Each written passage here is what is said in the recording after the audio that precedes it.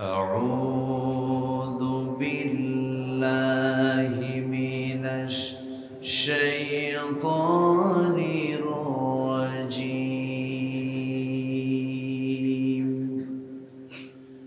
بسم الله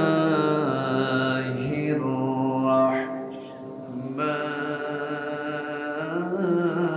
الرحيم.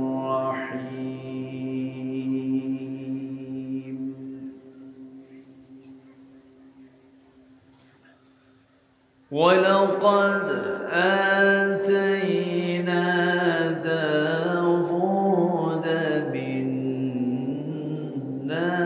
فضلا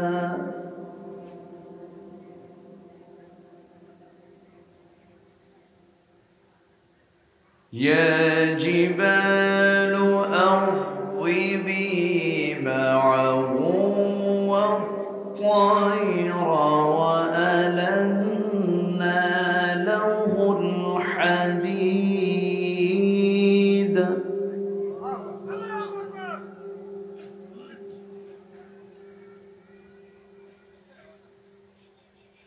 أن اعمل سابغات وقدر في السرد واعملوا صالحا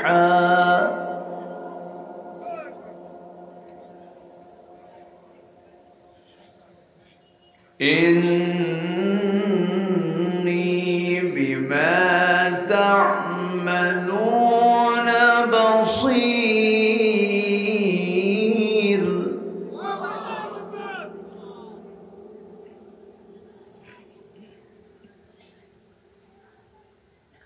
ولسليمان الريح غدوها شهر ورواحها شهر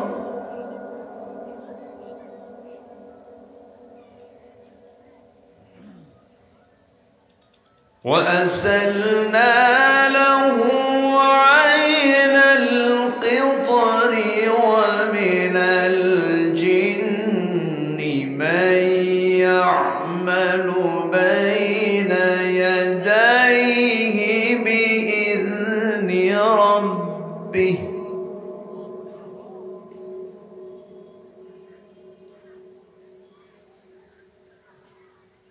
ومن يزغ منهم عن أمرنا نذقه من عذاب السعير.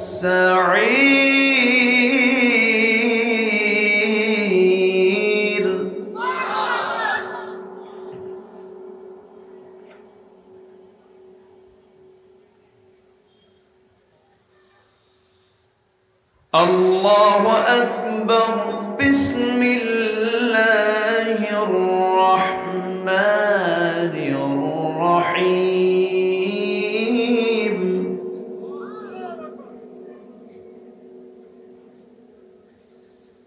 وما كان له عليهم من سلطان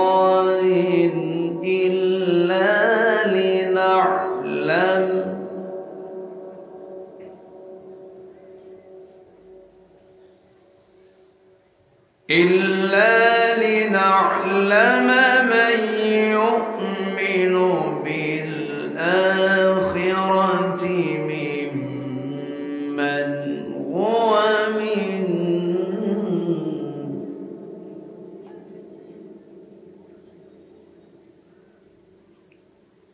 ممن هو منها في شك وما ربك على كل شيء حفيظ.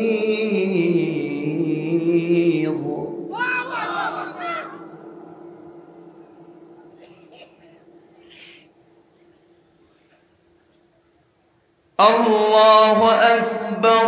بسم الله الرحمن الرحيم.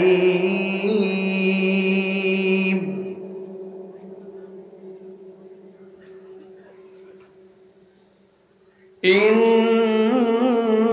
الله وملائكته يصلون على النبي يا أيها الذين آمنوا صلوا عليه وسلموا تسليما اللهم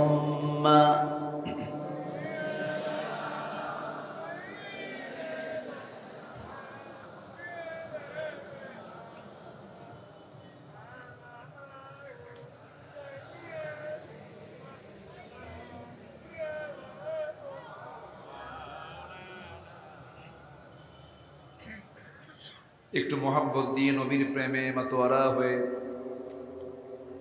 জোরালো কণ্ঠে আওয়াজ দিয়ে নবীর প্রেমে মশগুল হয়ে আমরা সবাই আবারও বলছি আল্লাহুম্মা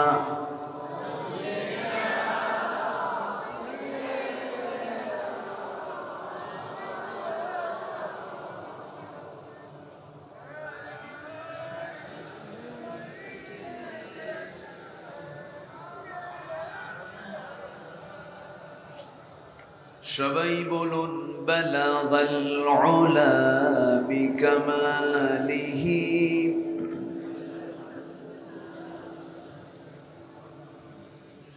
حسنت جميع خصاله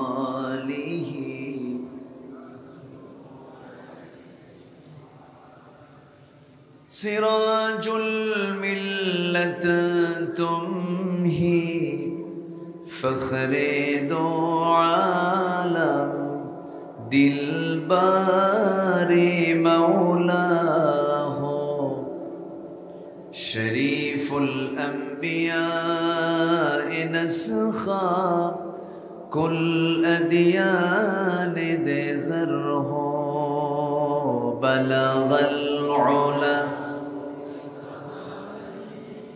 كشف التجى بجماله حسنت جميع خصاله صلوا آمين কোরআনের সুর মাঝে শুনেছি যে নাম আজানের সুর মাঝেও শুনেছি সে নাম ও নাম শুনেছি আমি আমার হৃদয় হে রাসূল নবীজি তোমায় হে রাসূল নবীজি তোমায় সবাই বলছি সাল্লাল্লাহু আলাইহি ওয়াসাল্লাম।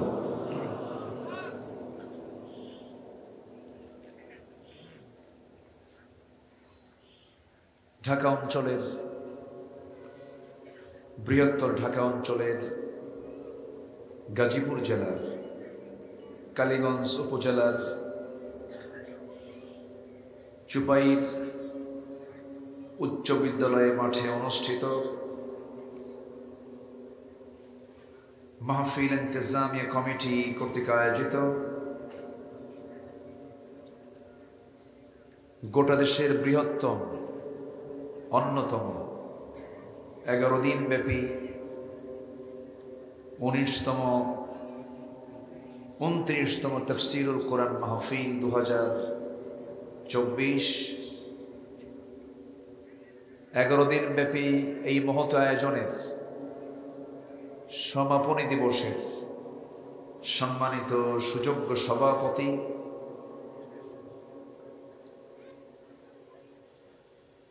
তাফসীর মাহফিল বাস্তবায়ন কমিটির সম্মানিত সভাপতি প্রকৌশলী সুলতান মহিউদ্দিন আব্দুল কাদের, প্রধান অতিথি বিশেষ অতিথি হযরত উলামায়ে কেরাম, ফদলায়ে ইজাম, সুশীল সমাজ, জাতির শ্রেষ্ঠ সন্তান শিক্ষক মণ্ডলী, জাতির বিবেক সাংবাদিক বৃন্দ, আজকের মাহফিলের প্রধান আকর্ষণ যাদেরকে নিয়ে আজকের এই সাজানো গোছানো বর্ণাঢ্য আয়োজন, কালেমার ঝান্ডাবাহী, তাওহীদের পতাকাবাহী, দ্বীন ইসলামের নরশারদুল বীর মুজাহিদ, প্রাণ প্রিয় সম্মানিত দ্বীনি ভাইরা, আড়ালে বসে আছেন শ্রদ্ধেয়া সম্মানিতা মা বোনেরা। আলোচনার সূচনায় আনুষ্ঠানিকতার মধ্য দিয়ে আমার পক্ষ থেকে আবারও দিল থেকে সালাম, আসসালামু আলাইকুম ওয়া রাহমাতুল্লাহি ওয়া বারাকাতুহু। সালামের জবাব এত মানুষ, একটু দুর্বল মনে হলো, ভিজা ভিজা মনে হলো। আসসালামু আলাইকুম ওয়া রাহমাতুল্লাহ। সবাই কেমন আছেন? আমাকেও প্রশ্ন করে ফেলেছে। এটা মোহাব্বত, এটা মোহাব্বত, এটা ভালোবাসা। আল্লাহ তাআলা আমাকে আপনার মতোই রেখেছেন, আপনার কাতারে রেখেই আপনাদের সাথেই আল্লাহ তাআলা আমাকে কবুল করে নিয়েছেন। যদি অসুস্থ থাকতাম হসপিটালে, ব্যস্ত থাকতাম বাইরে, সাথেই তো আছে, আলহামদুলিল্লাহ। তবে 5ই অগাস্টের পর থেকে মানসিক যে একটা প্রশান্তি, এই প্রশান্তি আমি আমার জীবনে পাই নাই। আমার মাহফিল অঙ্গনের 26 বছর, এর 16 বছর কেটেছে বিপরীত স্রোতে। আমাকে চরম প্রতিবাদের মুখে, চরম প্রতিকূলতার মুখে আমাকে এগুলোকে ফেস করতে হয়েছে।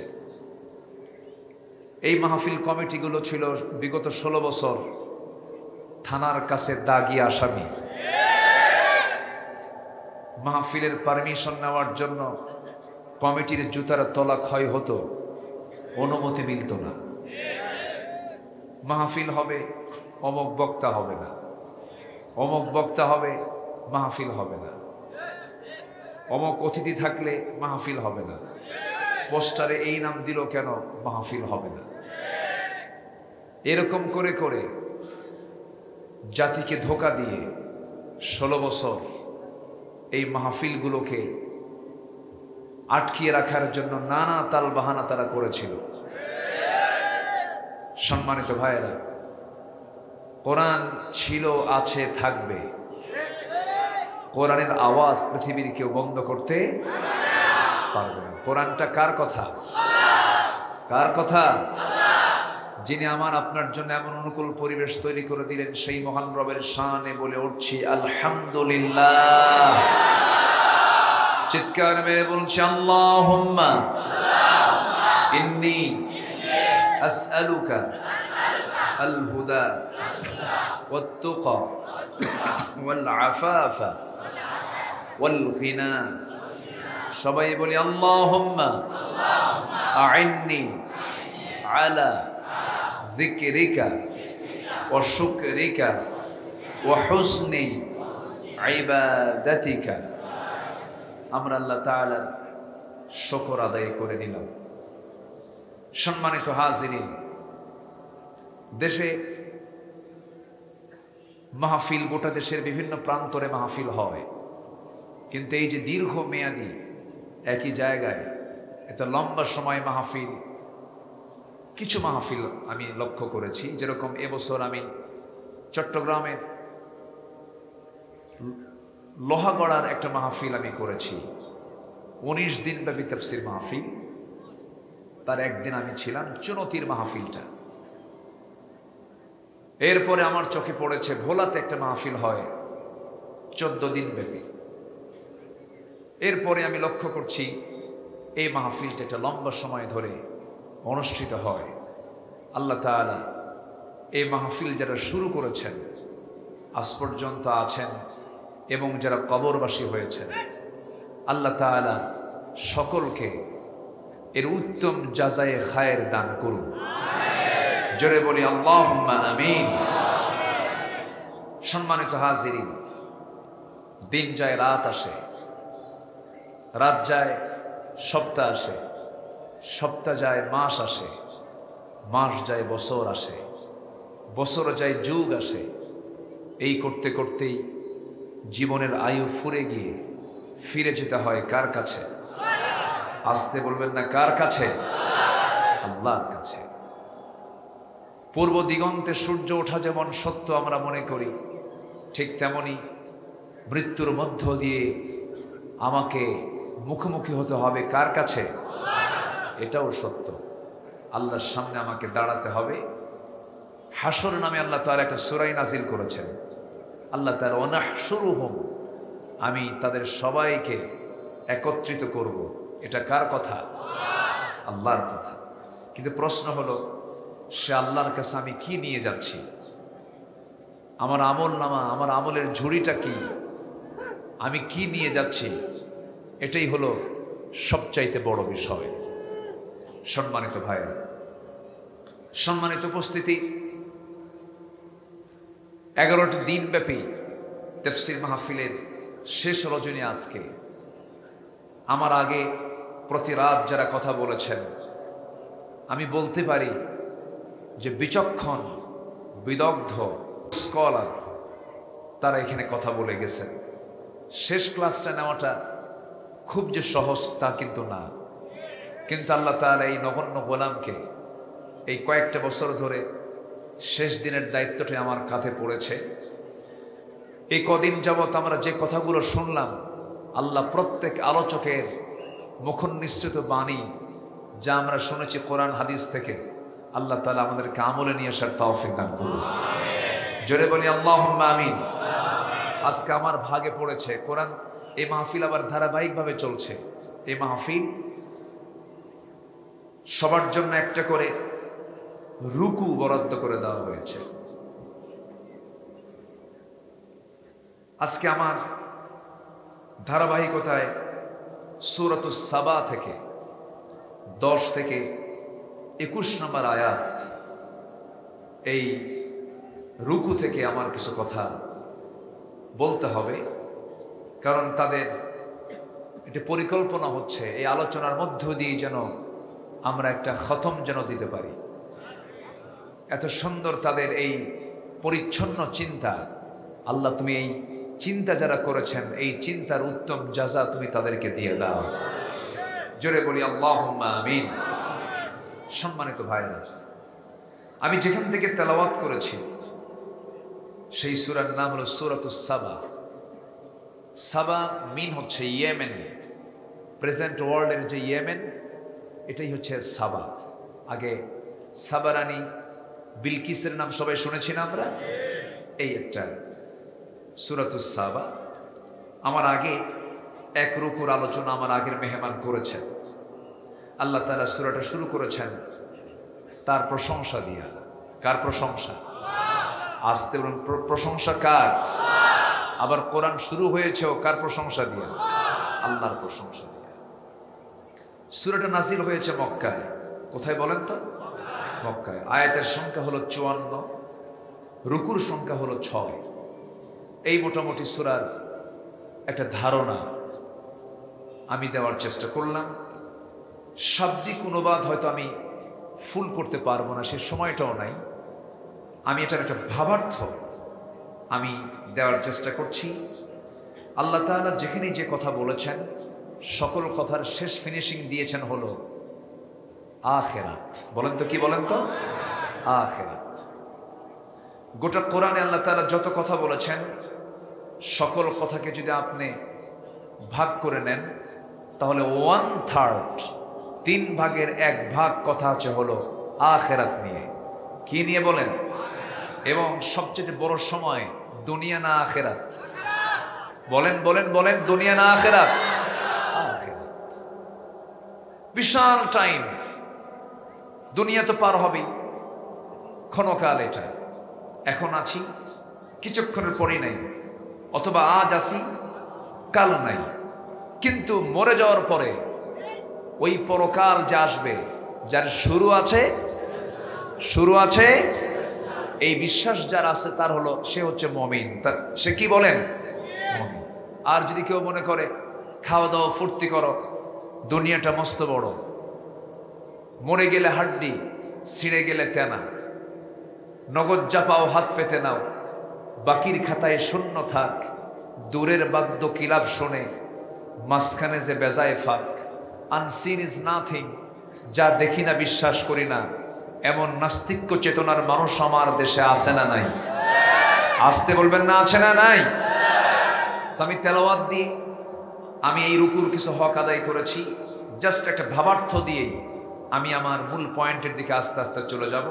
এই রুকুতে আল্লাহ তাআলা কোন দিকে ইঙ্গিত করেছেন? আল্লাহ তাআলা দুজন নবীর নাম এখানে নিয়ে এসেছেন। দুজন নবীর নাম, একজন হচ্ছেন বাবা, আরেকজন হচ্ছেন সন্তান। দাউদ আলাইহিস সালাতু ওয়াস সালাম হচ্ছেন কি? বাবা। আর সুলাইমান কে বলেন? ছেলে। জ্ঞানী বেশি কে বলেন? প্রশ্নটা খুব ক্রিটিক্যাল করে ফেললাম। বাবা বিচার করতেন, ছেলের মাঝপথে ধরে ফেলতেন, বলতেন আব্বা এটা তো হয়নি, এটা এইরকম হবে। কিন্তু সম্মান মর্যাদা কার বেশি, সন্তানের না বাবার? বাবার মর্যাদা বেশি না? বেশি। পৃথিবীতে সবচেয়ে বড় শাসক ছিলেন সুলাইমান আলাইহিস সালাতু ওয়াস সালাম। আল্লাহু আকবার বলেন। যিনি আজ থেকে 4000 বছর আগে বিমানে চড়েছেন। কত হাজার বছর আগে? সেই সময় কি বিমান ছিল সচরাচর? কল্পনাই করা যেত। পৃথিবীর যত আধুনিকতা, পৃথিবীর যত সভ্যতা, সকল সভ্যতা আধুনিকতার অগ্রনায়ক হচ্ছেন আল্লাহর নবীরা। আল্লাহু আকবার বলেন। কিন্তু এখন এটা চিন্তাই হয়ে অন্যদিকে চলে গেছে। আমরা ভাবি যেন ইউরোপ, আমরা ভাবি যেন আমেরিকা। না, সকল সভ্যতা আধুনিকতা নিয়ে এসেছেন আম্বিয়ে কেরাম। আল্লাহু আকবার বলেন। দাউদ আলাইহিস সালাতু ওয়াস সালাম ছিলেন অস্ত্র নির্মাতা। কি ছিলেন? ইদ্রিস আলাইহিস সালাতু ওয়াস সালাম ছিলেন টেক্সটাইল ইঞ্জিনিয়ার। আল্লাহু আকবার বলেন। এরপরে আদম আলাইহিস সালাতু ওয়াস সালাম ছিলেন কৃষি কাজের রূপকার। এরকম করে পৃথিবীতে সমস্ত পয়গম্বররা আধুনিকতা নিয়ে এসেছেন, সভ্যতা নিয়ে এসেছেন। সভ্যতা এসেছেই হলো নবীদের মাধ্যমে। পৃথিবীর প্রথম মানুষ, প্রথম নবী। আল্লাহু আকবার বলেন। প্রথম মানুষ কি? প্রথম নবী। এবং প্রথম মানুষের যে জ্ঞান ছিল, কিয়ামত পর্যন্ত এমন কোন জ্ঞানী মানুষ পৃথিবীতে আসবে না। আমার আব্বা জান, ওয়াল্লামা আদম আল আসমাআ কুল্লাহা, আল্লাহ তাআলা আদম আলাইহিস সালাতু ওয়াস সালামকে পৃথিবীর সকল কিছুর সাথে পরিচয় করে দিয়েছেন। সকল মাখলুকের সাথে সকল কিছুর নাম আল্লাহ তাআলা তাকে শিখিয়ে দিয়েছেন। বলেন তো এই পৃথিবীতে এমন কোন লোক এখন আছে? নাই। সম্মানিত ভাইরা, দাউদ আলাইহিস সালাতু ওয়াস সালামকে আল্লাহ তাআলা বিশাল একটা নিয়ামত দিয়েছিলেন, যেখান থেকে আমি তেলাওয়াত দিয়ে শুরু করেছি। মহান রব্বুল আলামিন বলেন, وَلَقَدْ آتَيْنَا دَاوُودَ مِنَّا فَضْلًا يَا جِبَالُ أَوِّبِي مَعَهُ وَالطَّيْرَ وَأَلَنَّا لَهُ الْحَدِيدَ أَنِ اعْمَلْ سَابِغَاتٍ وَقَدِّرْ فِي السَّرْدِ وَاعْمَلُوا صَالِحًا إِنِّي بِمَا تَعْمَلُونَ بَصِيرٌ। জোরে বলুন আল্লাহু আকবার। আল্লাহ রাব্বুল আলামিন দাউদ আলাইহিস সালাতু ওয়াস সালামকে নিয়ামতে ধন্য করেছিলেন। লোহা আল্লাহ রাব্বুল আলামিন তার জন্য কাদার মতো নরম করে দিয়েছিলেন। লোহা যখন তিনি হাতে নিতেন কাদার মতো নরম হয়ে যেত। জোরে বলি সুবহানাল্লাহ। আবার তার ছেলেকে তামাটাকে আল্লাহ তাআলা তার জন্য আইনুল কিতর, তামাটাকে তার জন্য কাদার মতো নরম বানায় দিয়েছিলেন। 1 মাসের পথ, এক সকাল সন্ধ্যায় ফিরে আসতেন হলো তার ছেলে সুলাইমান আলাইহিস সালাতু ওয়াস সালাম।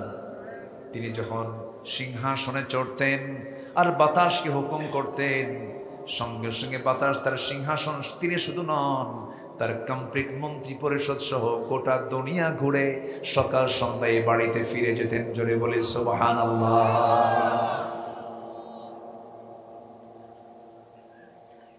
আমার বন্ধুগণ, এই আয়াতগুলোর ভিতরে, এই রুকুর ভিতরে কিছু আযাব গজবের কথা এসেছে। কুফরি যারা করবে আল্লাহ তাআলা যে গজব দেন সেই ইতিহাস এখানে টেনেছেন। এই রুকুর ভিতরে আল্লাহ রাব্বুল আলামিন দাউদ আলাইহিস সালামকে আল্লাহ রাব্বুল আলামিন একটা এক্সট্রা যোগ্যতা দান করেছিলেন। এই পৃথিবীতে যত পয়গম্বর এসেছেন, সমস্ত পয়গম্বরদের ভিতরে সবচেয়ে সুন্দর কণ্ঠ যাকে দান করেছেন তার নাম কি বলেন তো? কি নাম? দাউদ আলাইহিস সালাম। 2-1 জন করে ওঠে, কি সমস্যা? মানে এমনি যাচ্ছে? ও আবার তারা আসবে? আচ্ছা, এমনি যাবেন না। এমনি যাওয়াটা এটা সুস্পষ্ট আমি আদবের খেলাফ বলবো। এমনি যাবেন না, কোনো জরুরত যদি থাকে সেটা ভিন্ন কথা। এমনি ওঠাটা আমি সুস্পষ্ট আদবের খেলাফ বলবো, কারণ এটা শুধু জনসভা নয়, এটি একটি ইবাদতের জায়গায় রূপ নিয়েছে। বলি আলহামদুলিল্লাহ, জোরে বলি আলহামদুলিল্লাহ। আল্লাহ তুমি কোনো বান্দাকে বিনা কারণে এখান থেকে যেন না যেতে পারে, আল্লাহ তুমি সবাইকে শেষ পর্যন্ত থাকার তৌফিক দিয়ে দাও। জোরে বলি আমিন। সম্মানিত ভাইরা, সুমধুর কণ্ঠ আল্লাহ তাআলা তাকে দান করেছিলেন। তার সুরে মুগ্ধ শুধু মানুষ হতো না, পশু প্রাণী পর্যন্ত তার সুরে মুগ্ধ হয়ে তার তেলাওয়াত শুনত। আল্লাহ তাআলা একটা কিতাব তাকে দিয়েছিলেন, সেই কিতাবের নাম কি বলুন তো? বলুন সবাই। জাবুর। জাবুর কিতাব তিনি তেলাওয়াত করতেন। আল্লাহ রাব্বুল আলামিন এই 2 জন পয়গম্বরকে মহান রাব্বুল আলামিন বহু নিয়ামতে ধন্য করেছেন। রাষ্ট্র ক্ষমতা ছিল তাদের, বিশাল বড় রাষ্ট্র ক্ষমতা ছিল। খেলাফত এবং নবুয়ত যে একসঙ্গে পরিচালিত হয় তার বড় দৃষ্টান্ত ছিলেন এই 2 জন পয়গম্বর। জোরে বলি সুবহানাল্লাহ। খেলাফত এবং নবুয়ত, এখানে প্রশ্ন আছে। খেলাফত এবং নবুয়ত এটা যে একসাথে হয়, আরেকজন হচ্ছেন তার দৃষ্টান্ত মুহাম্মদুর রাসূলুল্লাহ। মুহাম্মদুর রাসূলুল্লাহ। কিন্তু আজকের সমাজে রাষ্ট্র এবং ইসলাম এক জায়গায় যেন না থাকে, এর জন্য প্রাণান্তকর চেষ্টা, চূড়ান্ত চেষ্টা করা কিছু মুসলিম নামধারী মুনাফিক আছে না নাই? আসতে বলবেন না, আছে না নাই? আল্লামা ইকবাল বহু আগেই বলেছেন, জুদা হো দিন সিয়াসত সে তু রহ জাতি হে চেঙ্গেজি। রাষ্ট্র থেকে যখন ইসলামকে তুমি দূরে সরে দিবা, সেই জায়গায় বিরাজ করবে চেঙ্গিস খানের স্বৈরাচারী শাসন, যা আমরা ইতিপূর্বে 10-16টা বছর দেখতে পেয়েছি। আমি কি ভুল বললাম? ওরা কি রাষ্ট্রের মধ্যে ইসলাম রেখেছিল? যতটুকু বিসমিল্লাহ ছিল তাও রাখে নাই। সলিমুল্লাহ মুসলিম হল মুসলিমবাদ, কবি নজরুল ইসলাম ইসলামবাদ, ঢাকা ইউনিভার্সিটি মনোগ্রামে ইকরা বিসমি রাব্বিকাল্লাযী রাব্বি জিদনি ইলমা, এগুলো বাদ। যেখানে আল্লাহ রাসূল যেখানে ছিল সেখানেই বাদ করা হয়েছে। ওরা চেয়েছিল ধীরে ধীরে ইসলামকে নির্মূল করার জন্য, কিন্তু ইসলাম নির্মূল হবে না, ওরাই নির্মূল হয়ে যাবে।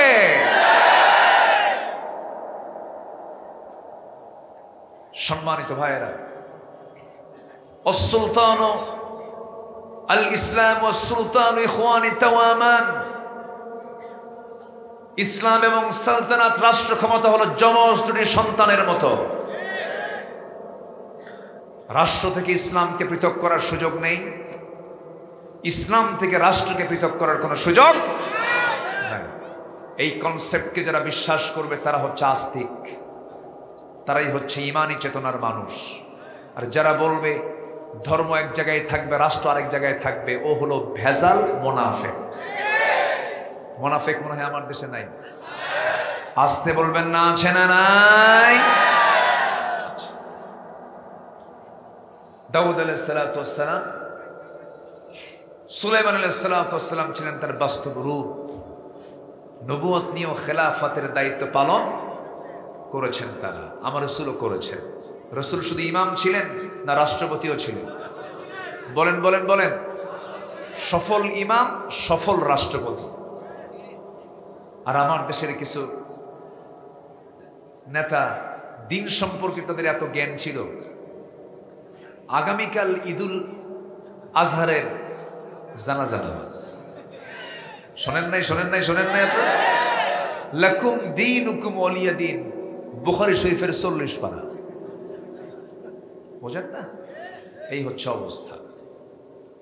সম্মানিত ভাইয়েরা, বহু নাটক আমরা দেখেছি বিগত 16 বছর। ফেরাউন পৃথিবীতে বেঁচে ছিল হলো 1600 বছর, আর এরা ছিল হলো 16 বছর। সংখ্যার যে মিল কেমনে হলো বুঝলাম না আমি। হ্যাঁ, এটা মিল আছে না বলেন তো? একটা মিল আছে। ফেরাউন তার ক্ষমতাকে পাকাপোক্ত করার জন্য নিজের বউকে পর্যন্ত ছাড়ে নাই। ফেরাউন তার ক্ষমতাকে পাকাপোক্ত করার জন্য পরিবারকে তছনছ করেছিল। আসিয়া আলাইহিস সালামকে করাত দিয়ে চিরে 2 টুকরা করে শহীদ করে দিয়েছিল। ঠিক তেমনি আজকের দুনিয়াতেও যারা ক্ষমতাকে পাকাপোক্ত করার জন্য হত্যা রাজনীতি করে, তারা সবগুলো ফেরাউনদের প্রেতাত্মা।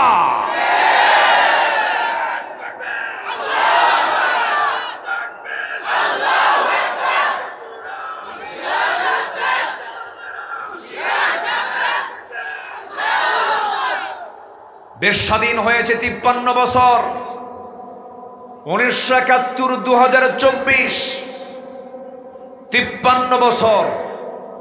কেউ দেশ চালিয়েছে 25 বছর, কেউ চালিয়েছে 16 বছর, কেউ চালিয়েছে 9 বছর, মাঝখান দিয়ে মঈনুদ্দিন ফখরুদ্দিনরা কয়েক বছর। সবার নাম মুসলমান হলেও ইসলাম দিয়ে তারা দেশ চালায় নাই, ঠিক কিনা? আমাদের সব দেখা শেষ। আগামীর দেশ আমরা দেখতে চাই কোরআনের দেশ। রাজি আছেন কারা কারা? হাত উঁচু করে দেখেন মুসলমান।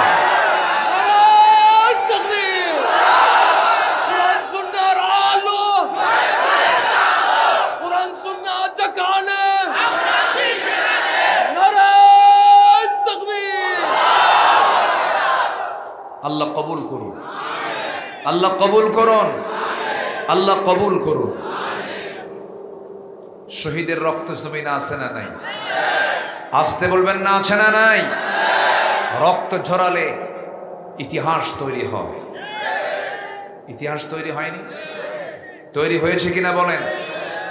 আমরা ভেবেছিলাম আমাদের সন্তানরা ডিভাইস আক্রান্ত হয়ে পড়েছে, মাদকাসক্ত হয়ে পড়েছে, মনে হয় এরা আর ফিরবে না, এরা মানসিক প্রতিবন্ধী হয়ে গেছে।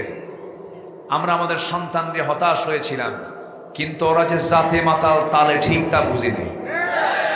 ওরা জায়গা মতো গিয়েছে, জায়গা মতো দখল করে মাত্র টাইম দিয়েছে 45 মিনিট।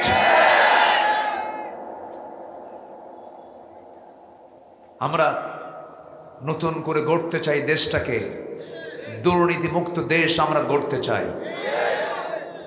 দেশটা শ্মশান হয়ে আছে।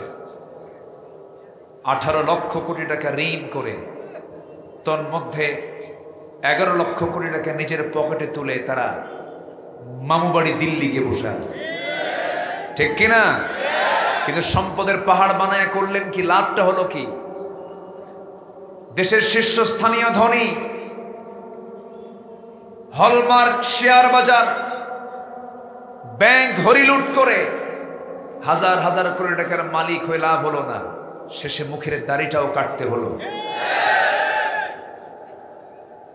মাথার সাদা চুল কালো বানাতে হলো, পাঞ্জাবি খুলে গেঞ্জি পড়তে হলো, পাজামা খুলে লুঙ্গি পড়তে হলো, নৌকায় চললো বন্ধুর সাথে, নৌকা ভিড়ল না, কোস্টগার্ড ধরে ফেললো বন্ধুকে, আইন মন্ত্রীকে ধরে বলে স্যার চিনছি, থানায় চলে।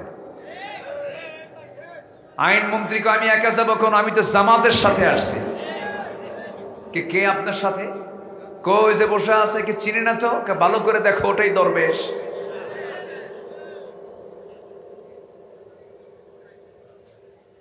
জমিনে যারা ফিতনা ফাসাদ সৃষ্টি করবে, আল্লাহ বলছেন, আল্লাহ নিজে বলছেন লানাতুল্লাহ ফিদ দুনিয়া ওয়াল আখিরাহ।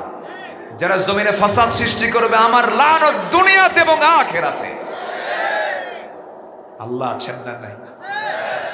আসতে বলবেন আল্লাহ আছেন না নাই? আচ্ছা, সম্মানিত ভাইরা, কষ্ট পাচ্ছেন নাকি? আলোচনা চালাই, কোনো সমস্যা নাই তো? জোরে বলি ইনশাআল্লাহ, আরো জোরে বলি ইনশাআল্লাহ। আমরা দেখতে চাই নেতাগুলো নামাজি না বেনামাজি? আমরা যে নেতাগুলো দেখতে চাই, আমরা এখন নেতা দেখবো আমরা বেনামাজি না নামাজি? বলেন নামাজি না বেনামাজি? দুনিয়ামুখী না পরকালমুখী? আমরা দুনিয়া চাই না পরকাল চাই? বলেন দুনিয়া চাই না পরকাল চাই? দুনিয়া দরকার নেই, হ্যাঁ দুনিয়া দরকার নেই। আল্লাহর কাছে চাইতে হবে। আল্লাহ চাইতে বলেছেন দুনিয়া না আখিরাত? বলেন। এই তো লাইনে আসছে, দুনিয়াও লাগবে, দুনিয়া দিই তো আখিরাত। যারা পারেন ঠোঁট মিলিয়ে বলুন রব্বানা আতিনা ফিদ দুনিয়া হাসানাতাও ওয়া ফিল আখিরাতি হাসানাতাও ওয়া কিনা আযাবান নার ওয়াজআলনাল জান্নাতা মা'আল আবরার। জোরে বলুন আল্লাহু আকবার। আয় আল্লাহ তাআলা, তুমি আমাকে দুনিয়ার হাসানা দাও, আখিরাতের হাসানা দাও। দুনিয়াও দরকার, আখিরাতও দরকার। দুনিয়া যদি সুন্দর না হয়, আখিরাত কেমন করে সুন্দর হবে? এই জন্য দুনিয়ার সৌন্দর্যের দরকার আছে না নাই বলেন? তবে দুনিয়াকে সুন্দর করতে হলে সুন্দর করব কি দিয়া? কোরআন দিয়ে সুন্দর করতে হবে। নিজের জীবনকে সাজাতে হবে, পরিবারকে সাজাতে হবে, সমাজকে সাজাতে হবে, রাষ্ট্রকে সাজাতে হবে। শুধু ব্যক্তিগত জীবনে ইসলাম মানলে ইসলাম মানা হয় না, ইসলামকে মানতে হবে জীবনের প্রত্যেকটি সেক্টরে সেক্টরে। আমরা কোরআনকে শুধু হাফেজের মাথায় দেখতে চাই না, শুধু কাগজের পাতায় পাতায় দেখতে চাই না। আমরা কোরআনকে দেখতে চাই ক্যান্টনমেন্টে, সচিবালয়ে, প্রশাসনে, আইন মন্ত্রণালয়ে, সব জায়গায় কোরআনকে আমরা দেখতে চাই। যদি বলে এই তোমাদের কেমন রাজনীতি, এটাই হচ্ছে ইসলামের রাজনীতি।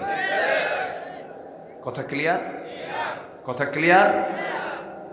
আমরা প্রস্তুতি নেব আমরা আখিরাতের। জোরে বলি ইনশাআল্লাহ, জোরে বলি ইনশাআল্লাহ। রুকুর শেষ আয়াত আল্লাহ তাআলা এখানে সুন্দর করে বলছেন। সূরা সাবার দ্বিতীয় রুকুর আল্লাহ তাআলা শেষ আয়াতে সুন্দর করে বলছেন। মহান রব্বুল আলামিন বলেন ওয়ামা কানা লাহু আলাইহিম মিন সুলতানিন ইল্লা লিনা'লামা মান ইউমিনু বিল আখিরাতি মিম্মান হুয়া মিনহা ফি শাক ওয়া রাব্বুকা আলা কুল্লি শাইইন হাফিজ। জোরে বলি আল্লাহু আকবার। তাদের উপর শয়তানের কোনো কর্তৃত্ব ছিল না, তবে কে আখিরাতের প্রতি ঈমান রাখে আর কে তাতে সন্দেহ পোষণ করে তা প্রকাশ করাই ছিল আমার উদ্দেশ্য। আর তোমার রব সকল কিছুর হেফাজতকারী। সম্মানিত ভাইয়েরা, আমাদের আখিরাতের প্রতি বিশ্বাস যার যত বড় গাঢ় হবে, তার ঈমান তত মজবুত হবে। মানুষ কখনো ভালো হতে পারবে না যতক্ষণ না পর্যন্ত তার ভিতরে না থাকবে আখিরাতের ভয়। পরকালের ভয়ই একমাত্র মানুষের ভালো হওয়ার একমাত্র মাধ্যম। সেই আখিরাত সবার সামনে আছে না নাই? আসতে বলবেন না, আছে না নাই? আমরা আখিরাতকে সুন্দর করব, জোরে বলি ইনশাআল্লাহ। প্রিপারেশন অফ আখিরা, আখিরাতের যে প্রস্তুতি, মোটামুটি 15টা কাজ যদি আমরা শিখে যাই, আজকে 15টা কাজ যদি আমরা করতে পারি, মোটামুটি ভাবে আখিরাতের যে প্রিপারেশন আল্লাহ তাআলা কোরআনের এই সবকে সুন্দর করে বান্দাকে শিখিয়ে দিয়েছেন, বলি আলহামদুলিল্লাহ। আমি কি একটাও বলেছি? তাহলে এখনো অনেক আলোচনা পড়ে আছে। আসুন, আখিরাতের প্রস্তুতির 1 নম্বর কাজ হলো, 15টি কাজের মধ্যে 1 নম্বর কাজ হচ্ছে আমরা ঈমান আনবো আল্লাহ এবং নবীর উপরে সন্দেহ নিয়ে না দ্বিধাহীন চিত্তে। সন্দেহ নিয়ে না দ্বিধাহীন চিত্তে? দ্বিধাহীন চিত্তে আমরা আল্লাহ এবং নবীর প্রতি ঈমান আনব, যে ঈমানের মধ্যে কোনো প্রকার ফাটল থাকবে না, সন্দেহ মুক্ত ঈমান। আল্লাহ রাব্বুল আলামিন বলেন, ইন্নামাল মুমিনুনা আল্লাযীনা আমানু বিল্লাহি ওয়া রাসূলিহি সুম্মা লাম ইয়ারতাবু ওয়া জাহাদু বিআমওয়ালিহিম ওয়া আনফুসিহিম ফি সাবিলিল্লাহ উলাইকা হুমুস সাদিকুন। জোরে বলুন আল্লাহু আকবার। প্রকৃত মুমিন তো তারাই যারা ঈমান আনবে আল্লাহর উপরে, নবীর উপরে, সুম্মা লাম ইয়ারতাবু, যারা সন্দেহ করবে না। নাম্বার 2 হলো ঈমান আনার পরে তার 2 নাম্বার কাজ হলো ওয়াজাহাদু বিআমওয়ালিহিম ওয়া আনফুসিহিম ফি সাবিলিল্লাহ উলাইকা হুমুস সাদিকুন। জোরে বলুন আল্লাহু আকবার। নাম্বার 2 হলো যারা জিহাদ করবে তাদের মাল দিয়ে এবং জান দিয়ে। কার পথে? আসতে বলবেন না, কার পথে? আল্লাহর পথে যারা জিহাদ করবে, আল্লাহ বলছেন এই 2টা কাজ যারা করবে আমি আল্লাহ তাদের ব্যাপারে খেতাব দিয়ে দিলাম, তারাই হলো সিদ্দিক। জোরে কোন সুবহানাল্লাহ। তারাই হলো সত্যবাদী, যারা ঈমান আনবে এবং যারা জিহাদ করবে। জিহাদ শব্দকে অনেকে এই শব্দকে কানে নিলেই তার নাক শিকায় তোলে, এটাকে অবহেলার চোখে দেখতে চায়। কিন্তু আমার নবীজির 23 বছরের নবুয়তি জিন্দেগি যদি রিসার্চ করা হয়, শেষ 10 বছরের এই দীর্ঘ সময়ে তার যুদ্ধ পরিচালনা করতে হয়েছে 86টা। কয়টা বলেন তো? 86টা। গড়ে প্রতি বছরে 8 থেকে 9টা যুদ্ধ আমার নবীজির পরিচালনা করতে হয়েছে। আমার নবীজির দিন চলেছে ঘোড়ার পিঠে, রাত কেটেছে হলো জায়নামাজে।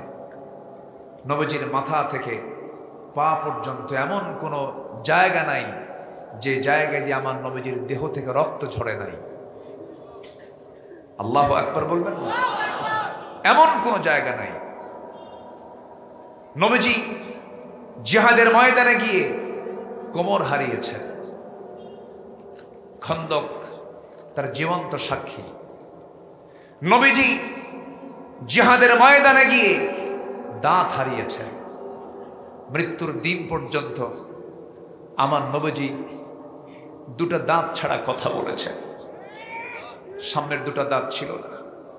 রাসূল যখন মারা যাবেন কোমর সোজা করে দাঁড়াতে পারছেন না। রাসূল বলছেন, আয়েশা, খন্দকে কোমর হারাইছে, আমি দাঁড়াতে পারতেছি না। দিন কায়েমের জন্য যদি বিশ্ব নবীর কোমর হারাতে হয়, দিন কায়েমের জন্য যদি বিশ্ব নবীর মুখের দাঁত হারাতে হয়, সেই দিন কায়েমের জন্য জান মাল দিতে সবাই রাজি আছেন তো? আল্লাহ কবুল করুন, আল্লাহ কবুল করুন। আমার নবীজি যখনই জিহাদের ডাক দিয়েছেন, সাহাবীরা কি দেরি করেছেন? আসতে বলবেন, দেরি করেছেন? আমাদের সমাজে বহু লোক আছে, যত রক্ত লাগে দেব, প্রয়োজনে লোক পাঠাবো, আমি যাব না। কি আছে না নাই বলেন তো, আছে না নাই? আমার নবীজি সবার পেছনে না, সবার আগে। নেতার গুণ তো এমনই হতে হবে। আমার নবীজি যেই সময়ে ডাক দিয়েছেন, শুধু ডাকতে দেরি হয়েছে, যেতে দেরি হয় নাই। বদর যুদ্ধের দিকে তাকান। আমার নবীজি যতগুলো যুদ্ধ পরিচালনা করেছেন, জিহাদ পরিচালনা করেছেন, এর মধ্যে সবচাইতে ক্রিটিক্যাল যুদ্ধের ময়দান ছিল মুতার যুদ্ধ। যে যুদ্ধে আমার রাসূল নিজে অংশগ্রহণ করতে পারেন নাই, কিন্তু অসম যুদ্ধ ছিল। রোমানদের সৈন্য সংখ্যা ছিল 1 লক্ষ, মুসলমানদের সৈন্য সংখ্যা ছিল 3000। খুব একটা কম বেশি না তো? হ্যাঁ, খুব কি কম বেশি? কোথায় 3000, কোথায় 1 লক্ষ? নবীর কানে সংবাদ গেল, ইয়া রাসূলুল্লাহ, মুতার প্রান্তরে রোমান সৈন্য সব এক জায়গায় হয়ে গেছে, কি করা যায়? আমার নবীজি বলেন, সাহাবীরা শোনো, আমি মুতার যুদ্ধে অংশগ্রহণ করতে পারবো না, মদিনার অবস্থা ভালো না। মুনাফিকরা বড় ষড়যন্ত্র শুরু করে দিয়েছে। মদিনার আশেপাশে ওই সমস্ত ইহুদিরা বড় ষড়যন্ত্রের জাল বিস্তার করতে চাচ্ছে। আমি মদিনা ছাড়লে পরে বড় বেকায়দা হয়ে যাবে, আমি মদিনা ছাড়তে পারবো না। আমার নবীজি সাহাবায়ে কেরামকে ডাক দিলেন, 3000 সাহাবীর সামনে দাঁড়ায় গেলেন। 3000 সাহাবীকে সামনে দাঁড় করায় নিয়া আমার নবীজি প্রথম একজনকে ডাক দিয়ে বলছেন, যায়েদ, আমার কলিজার টুকরা সন্তান, তুমি আমার সামনে চলে আসো। সামনে দাঁড় করায় দিলেন। নাম্বার 2, আমার চাচা ভাই জাফর, তুমি কোথায়? জাফর, এইদিকে আসো। চলে আসলেন। নাম্বার 3, আব্দুল্লাহ বিন রাওহা, তুমি কোথায়? এই কথা বলে তাকেও তিনি ডেকে আনলেন। 3 জনকে এক লাইনে দাঁড় করায় দিলেন। 3 জনকে এক লাইনে দাঁড় করায় দিয়ে আমার নবীজি বললেন, সাহাবীরা, মুতার যুদ্ধে আমি অংশগ্রহণ করতে পারলাম না। এই 3 জনকে আমি সেনাপতি নিযুক্ত করলাম। প্রথম জন আমার যায়েদ যদি শহীদ হয়ে যায়, দ্বিতীয় জন জাফর সেনাপতির দায়িত্ব পালন করবে। আমার জাফর যদি শহীদ হয়ে যায়, আব্দুল্লাহ সেনাপতির দায়িত্ব পালন করবে। পরপর 3 জন যদি শহীদ হয়ে যায়, পরবর্তীতে তোমরা তোমাদের মধ্য থেকে সেনাপ্রধান একজন নিযুক্ত করে নিও। আমার নবীজি এই কথা যখন মুখ থেকে বের হলো, নবীজির চক্ষু বেয়ে বেয়ে টপ টপ করে পানি পড়ছে। নবীজি আন্দাজ করে বুঝায় দিলেন, আমার 3 সাহাবীকে আমি হারায় ফেলবো, 3 জনের শহীদ হয়ে যাবে। কিন্তু লক্ষ্য করে দেখা গেল, ওই 3 জন সেনাপতির চেহারার মধ্যে হাসির ঝিলিক দেখা দিতেছে। মুনাফিকেরা পিছন দিক থেকে 3 জনকে টার্গেট করে বলছে, যায়েদ, জাফর, আব্দুল্লাহ, যুদ্ধে যেও না, কারণ যুদ্ধের সেনাপতি একজন নিযুক্ত হয়, তোমরা 3 জন, মানে তোমরা 3 জন কেউ বাঁচবে না। এই 3 জন সেনাপতি একযোগে বলে ফেললেন, মুনাফিকের বাচ্চারা, আল্লাহর কসম করে বলছি, যুদ্ধে যেতেছি মরার জন্য, যুদ্ধে শহীদ হওয়ার জন্য যাচ্ছি, বাঁচার জন্য যাচ্ছি না রে। ওয়াজাহাদু বিআমওয়ালিহিম ওয়া আনফুসিহিম ফি সাবিলিল্লাহ। আমার বন্ধুগণ, 3000 সৈন্য নিয়ে এই 3 জন সেনাপতি যখন রওনা দিবেন, আমার নবীজি বলে ফেললেন, যায়েদের, যুদ্ধে যেহেতু যাচ্ছ, পরিবার থেকে বিদায় নিয়ে আসো। যায়েদ বলছেন, হুজুর, আমি যাব কোথায়? আমার যাওয়ার জায়গা নাই। আমি সবার কাছ থেকে বিদায় নিয়েছি, আপনি আমাকে শেষবারের মতো বিদায় দিয়ে দেন। যায়েদ বিদায় নিলেন। রাসূল বলছেন, চাচাতো ভাই জাফর, আবিসিনায় হিজরত করেছিলা, পরিবারকে সময় দিতে পারো নাই, যাও তোমার বউয়ের কাছ থেকে বিদায় নিয়ে আসো। সাইয়্যিদিনা জাফর বিন আবু তালিব বলেন, ইয়া রাসূলুল্লাহ, আপনি যদি আমাকে না বলতেন আমি নাই যেতাম, যেহেতু বলেছেন না গেলে কেমন হয়, এই জন্য যাচ্ছি। বাড়িতে চলে গেলেন। একদম নরমাল স্বাভাবিকভাবে ঘরের মধ্যে ঢুকলেন। ছোট্ট 2টা সন্তান ছিল, ছেলে। 2 উরুতে রাখলেন, স্নেহ দিলেন, আদর করলেন, চুম্বন দিলেন। সন্তান 2টা কোলের মধ্যে নিয়ে বউটাকে ডাক দিয়ে বলছেন, বউ রে কাছে আসো। হাতের সঙ্গে হাত লাগায় দিয়ে বলছে, বউ আমার জন্য দোয়া করো। মুতার যুদ্ধের সেনাপতি আমি নিযুক্ত হয়েছি, আমি যেন শহীদ হয়ে আল্লাহর জান্নাতের মেহমান হতে পারি। এই কথা বলার সঙ্গে সঙ্গে বউয়ের চোখে পানি টলমল করছে। চোখের পানি দেখে জাফর বলছেন, বউ আমি চাইলাম তোমার কাছে দোয়া, তুমি আমার জন্য কান্দো কেন, কি হয়েছে? তিনি বলছেন, আমার স্বামী, আল্লাহর কসম করে বলি, যুদ্ধে যেতে বারণ করি নাই, যুদ্ধে আপনি যাবেন না, কোনো যান, যুদ্ধ করে আসেন, কিন্তু আপনি শহীদ হবেন এমন দোয়া আমি করব না, কারণ এই যে সন্তানগুলো আপনি মরে গেলে শহীদ হলে এরা এতিম হয়ে যাবে। যুদ্ধে চলে যান, কিন্তু আমি আপনার জন্য দোয়া করে আল্লাহ তাআলা আপনাকে গাজী করে আবার ফিরে আনুন। জাফর বিন আবু তালেবের মধ্যে শাহাদাতের তামান্না তখন টকবক করছে। সাইয়েদনা জাফর করলেন কি, হঠাৎ করে তিনি কোষবদ্ধ তরবারি কোষমুক্ত করলেন। স্ত্রীর একটা হাত টান মেরে ধরে তরবারির উল্টা দিক দিয়ে স্ত্রীর হাতে মৃদু আঘাত করে বলছেন, আমার বউরে, এই যে তরবারে দিয়া তোমার আগায় আঘাত করলাম, হাতে আঘাত করলাম, হাতটা কাটছে নাকি না, কেন কাটে নাই? উল্টা দিকে মেরেছেন, এই জন্য হাত কাটলো না।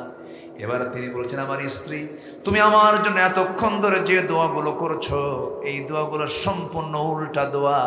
আমার নাকের মধ্যে আমি জান্নাতের ঘ্রাণ পেতেছি, আমি শহীদ হয়ে যাব, আমি বাঁচব না, আমি দুনিয়া থেকে বিদায় হয়ে যাব। সেনাপতি 3 জন, আমার আগে 1 জন, পরে আরেকজন, আমি নিশ্চিত আমি শহীদ হয়ে যাব, আমার জন্য দোয়া করো। ওই যে সর্বশেষ কথা বললেন, এরপরে ঘর থেকে একটা দৌড় মারলেন, দৌড় মেরে রওনা দিলেন। পিছন থেকে ছোট্ট ছোট্ট বাচ্চাগুলো কাটা কবুতরের মতো ছটফট করছে আর আব্বা আব্বা বলে ডাকতেছে। ইতিহাস বলে একটা বারের জন্য জাফর তাকান নাই, জাফর দৌড় মেরে জান্নাতের দরজার দিকে চলে গেছে। যেরকম সুবহানাল্লাহ, আরো যেরকম সুবহানাল্লাহ। নাম্বার 3 সেনাপতি আব্দুল্লাহ বিন রাওহা নতুন বিয়ে করেছেন, বাসর ঘর হয় নাই, শুধু আক্ত হয়েছে, ইজাব কবুলটা হয়ে গেছে। যখন যুদ্ধের সংবাদ চলে এলো কানে, হাতের মধ্যে রং লাগানো, বাসর ঘর, রাত্রেবেলা ফুলসজ্জার রাত, ঘরের মধ্যে ঢুকলেন না বিকালবেলা। যে ঘরে বউটা বসে আছে সেই ঘরের দরজার পিছন দিকের শিকলটা লাগায়া দিয়া বউকে পিছন থেকে বাইরে থেকে ডেকে ডেকে বলছে, বউ আমার, যুদ্ধের ডাক এসেছে, জিহাদে চলে যাচ্ছি, আমার জন্য দোয়া করো, আমি যেন জিহাদে অংশগ্রহণ করে শহীদ হয়ে জান্নাতে যেতে পারি। ভিতর থেকে স্ত্রী জবাব দেয়, আল্লাহর কসম করে বলি, প্রেম নিবেদন করব না, সময় ক্ষেপণ করব না, একটাবার একটু ভিতরে আসুন, আমার চক্ষু দিয়ে আমার বৈধ স্বামীকে একটা নজর একটু ভালো করে দেখে নিই। কেন? কিয়ামতের দিন হাসরের ময়দানে অসংখ্য লোকের মাঝখান থেকে যেন আমি আপনাকে স্বামী বলে চিনতে পারি, এই জন্য আমি আপনাকে একটাবার দেখতে চাই। এবারে জবাবে আব্দুল্লাহ বলছেন, আমার স্ত্রী, এমন নেক নিয়ত তোমারও যদি হয়ে থাকে, আমি যদি তোমার জীবনের শেষ স্বামী হয়ে থাকি, কাল হাসরের ময়দানে তোমার মাঝে আমার মাঝে পরিচয় করে দেওয়ার জন্য দায়িত্ব কেউ নয়, আমার আল্লাহ নিজে নিয়ে নিবে। থাকো রে বউ, বউকে রেখে দিয়া, জিহাদকে প্রাধান্য দিয়া, সকল কিছুর মায়া, সকল কিছুর মহাব্বত বিসর্জন দিয়ে ওই যে রওনা দিয়ে দিলেন, যুদ্ধে ঝাঁপিয়ে পড়লেন। প্রথম সেনাপতি শহীদ হয়ে গেলেন, দ্বিতীয় সেনাপতি শহীদ হয়ে গেলেন, 3 নম্বর সেনাপতি কালেমার ঝান্ডা হাতের মধ্যে নিলেন। এক কাফের এসে তার ডান হাতে মেরে দিল, ঝান্ডা বাম হাতে নিয়ে নিলেন, বাম হাত কেটে ফেলে দিল, কর্তৃত অংশ দিয়া জাপটে ধরে কালিমার পতাকা মুখের মধ্যে কামড় মেরে ধরলেন। ডান পা কেটে ফেলে দিয়েছে, বাম পা কেটে ফেলে দিয়েছে, মস্তকটা কেটে ফেলে দিয়েছে, মাথা পড়ে হাসি, কিন্তু এই যে শক্ত করে কামড় মেরে ধরেছেন কালিমার ঝান্ডা, একটাবার জমিনে ফেলতে দেন নাই। দূর থেকে 4 নম্বর সেনাপতি খালিদ বিন ওয়ালিদ রাদিয়াল্লাহু তাআলা দূর থেকে দেখতেছে কে যেন কালিমার ঝান্ডা উঁচু করে ধরে আছে। দূর মেরে যে দেখে কেউ ধরে নাই, আব্দুল্লাহ বিন রাওহা মুখের মধ্যে কামড় মেরে কালিমার ঝান্ডা ধরে আছে। কাছে গিয়ে বলছেন, ভাইরে কালিমার ঝান্ডাটা দাও। কালিমার ঝান্ডা হাতে আসে না, মাথা সহ চলে আসে। কানের মধ্যে মুখ ঢোকায় বলে, ও আব্দুল্লাহ রে, আমি হলাম মুতার যুদ্ধের 4 নম্বর সেনাপতি। মুখ খুলে গেছে, কালিমার ঝান্ডা হাতের মধ্যে নিয়ে নিয়েছে, যুদ্ধ শুরু করে দিলেন। আব্দুল্লাহ বিন রাওহার পরে খালিদ বিন ওয়ালিদ 3000 সৈন্য নিয়ে যুদ্ধ আবার শুরু করলেন। এমন জোরে ঘোড়া চালায়া দিলেন, ঘোড়া চালায়া দেওয়ার মধ্য দিয়ে বালুর মাঠ অন্ধকার হয়ে গেল খুরের আঘাতে। যুদ্ধের কৌশল তৈরি করে খালিদ বিন ওয়ালিদ একা সেই যুদ্ধের ময়দানে 1টা নয়, 2টা নয়, 3টা নয়, খালিদ বিন ওয়ালিদ 8টা তরবারি ভেঙ্গে চুরমার করে দিলে। খালিদ বিন ওয়ালিদ জীবনে যুদ্ধ করেছেন প্রায় 250। কতগুলো? 250 যুদ্ধ করেছেন। ইন্তেকাল হয়েছে তার বিছানায়। কোথায়? বিছানায়। আপনি মরতে চাইলে মরতে পারবেন না। আপনি রক্তাক্ত হতে চাইলে আপনি রক্তাক্ত হতে পারবেন না। অথচ কোন কোন সাহাবী জীবনে একবার যুদ্ধে গেছেন, একবারই শহীদ হয়ে জান্নাতে চলে গেছেন। এটা নসিব। খালিদ বিন ওয়ালিদ 250 বেশি যুদ্ধ করলেন। সাইয়েদনা ওমর ফারুকের শাসনামলে যখন তার ইন্তেকালের সময় হচ্ছিল, মুমূর্ষ অবস্থা কাতরাচ্ছেন, দুনিয়া থেকে বিদায় নিচ্ছেন, খালিদ বিন ওয়ালিদ চোখের পানি ফেলতে ফেলতে বলছেন, আহারে, জীবনে এতগুলো যুদ্ধ করলাম, শহীদ হতে পারলাম না। আমার গা থেকে 1 ফোঁটা রক্ত পর্যন্ত যুদ্ধে ঝরাতে পারলাম না। কত বন্ধু শহীদ হয়ে দুনিয়া থেকে বিদায় নিল, আমার কপালটা এমন। সাইয়েদনা ওমর ফারুক তাকে দেখার জন্য গিয়ে যখন এই কথা শুনতে পেলেন, তিনি বলছেন, ওরে খালিদ, তুমি কই হাদিসটা ভুলে গেছো? ওয়াইম্মা তাআলা ফিরাশিহি, যদি কোনো বান্দা জিহাদের তামান্না লালন করে যদি দুনিয়া থেকে যদি বিছানাও মারা যায়, আল্লাহ তাআলা তাকে শহীদের দরজা তাকে দান করে দেয়। খালিদ বিন ওয়ালিদ সেই মুতার যুদ্ধ থেকে বিজয়ী বেশে নবীর সামনে গিয়ে দাঁড়ালেন। নবীজি ইতিমধ্যে সংবাদ পেয়েছেন, চলে গেছেন পালক পুত্র যায়েদের বাড়িতে। ওসামা ইবনে যায়েদ রাদিয়াল্লাহু আনহুকে কোলের মধ্যে নিয়ে বলছেন, ওসামার মা, আমার যায়েদ জান্নাতের পাখি হয়ে জান্নাতের মধ্যে উড়ে বেড়াতেছে। চলে গেছেন শহীদ পরিবার জাফর বিন আবু তালিবের বাড়িতে গিয়ে বসে বলছে, জাফরের স্ত্রী, চিন্তা করো না, আমার জাফর আর দুনিয়াতে নাই। আমি আমার নবুয়তি চোখে দেখতে পাচ্ছি আমার জাফর জান্নাতের পাখি হয়ে জান্নাতের মধ্যে উড়ে বেড়াতেছে। ইসলাম এমনি এমনি আসে নাই। ইসলাম এমনি এমনি প্রতিষ্ঠিত হয়নি। সেই ইসলামকে, সেই দিনকে সবুজ ভূখণ্ড বাংলার জমিনে কায়েম করার জন্য সেই আম্বিয়ে কেরাম, সেই সাহাবীদের ইতিহাসকে সামনে রেখে, সামনে যদি 1 সাগর রক্ত যদি দিতে হয়, সবাইকে দিতে প্রস্তুত আছেন? রাজি আছেন? কারা কারা হাত উঁচু করে দেখান মুসলমান।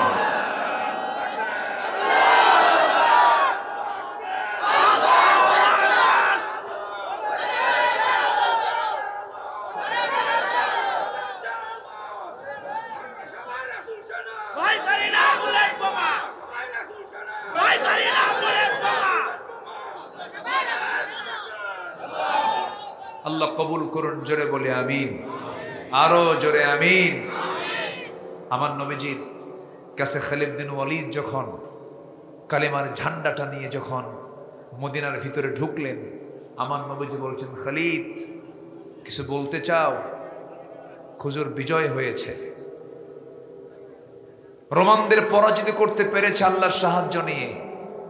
আমার রাসূল বললেন, ঠিক আছে, একটা প্রশ্ন করব, কি আমার সাহাবীদের নামাজ কি ঠিক মতো হয়েছে? আল্লাহু আকবার বলেন। নামাজের গুরুত্ব আছে না নাই? বুকটা ফেটে যায়। 18 কোটি মুসলমান আমার দেশে, কিন্তু মাত্র 5% মুসলমান নামাজ পড়ে। কেন এরকম হলো? নেতৃত্বের সমস্যা ছিল। যদি আজ আমার দেশের নেতৃত্ব যদি নামাজের ব্যাপারে তাকিদ দিত, সব দল যদি বলতো দল করতে হলে নামাজ পড়তে হবে, এই দেশে কোনো বেনামাজি থাকতো না। যে দল নামাজের কথা বলে না, যে দল পরকালকে ভয় দেখায় না, যে দল পরকালীন জবাবদিহিতার কথা বলে না, যে দলের নেতা তোমার ওই যুবক তোমার হাতে মদের বোতল তুলে দেয়, তোমার হাতে নারী তুলে দেয়, তোমার হাতে অস্ত্র তুলে দেয়, ওই সমস্ত নেতৃত্বের মুখে আমরা জুতা মারি, থুতু মারি।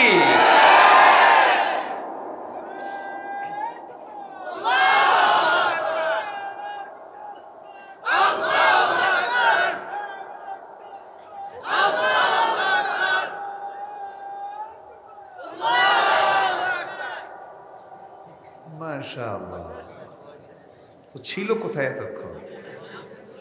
মাশাআল্লাহ, সব তো আল্লাহর গোলাম। বলি আলহামদুলিল্লাহ, জোরে বলি আলহামদুলিল্লাহ। বসে, আল্লাহ তুমি তাকে সুস্থ করে দাও, জোরে বলি আমিন। কি আগ্রহ, কি জজবা! দুনিয়াতে যারা দুর্বল, আখিরাতে তাদের আধিপত্য হবে বেশি। আল্লাহু আকবার বলে। আর দুনিয়াতে যারা আধিপত্য দেখিয়েছে, জুলুম করেছে, তারা হবে আখিরাতে সবচাইতে দুর্বল। বসো, আলহামদুলিল্লাহ, বসো।